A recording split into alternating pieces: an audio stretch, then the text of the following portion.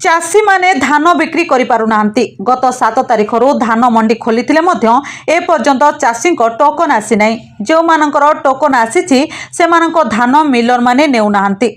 भाग चाषी माने साग माछ दर रे व्यापारी मानक धान बिक्री करुछंती। फल सरकार देउथिबा इनपुट सब्सिडी चाषी पाइबारु वंचित होउछि। सेहि भली पोटल बाइगण लंका बादाम आदि चाष करुथिबा चाषी माने क्षति हेले क्षतिपूरण पाउनांती। बीमा करथिले मध्य बीमा राशि मिलु नाही। पनीपरिबा चाष कले बिक्री करिबा पई बाजार रे सुविधा नाही।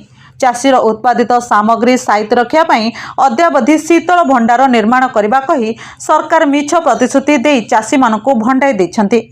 आम राज्य में सर्वाधिक क्षति सहउचंती चाषी माने। जदि सेमानकर बहुविध समस्यार समाधान न करा जाए तेबे आगामी दिन में व्यापक आंदोलन हेबो। मुख्यमंत्री और उपमुख्यमंत्री बासभवन घेराव कराजिवो बोली शनिवार बड़चना ब्लॉक अंतर्गत रईपुर घाटकुल ठारे चाषी पंचायतर नेता माने घोषणा करिसेंती। नवकृष्ण चौधरी विचार मंच आनुकूल्य चाषी भाग चाषी और समवाय समस्यार विषय आलोचना चक्र रे राजेंद्र नारायण राय अध्यक्षतार बड़चना ब्लॉक अंतर्गत रायपुर घाटकुल ठारे अनुष्ठित होइतिला।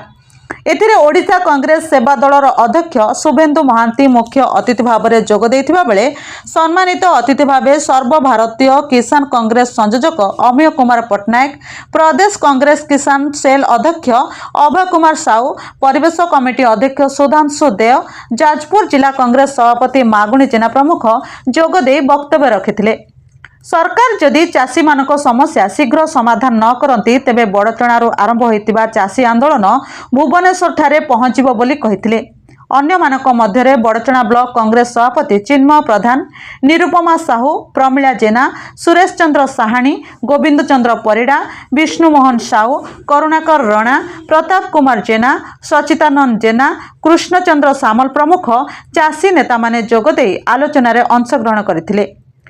धन्यवाद प्रदान करथिले निरंजन मल्लिक।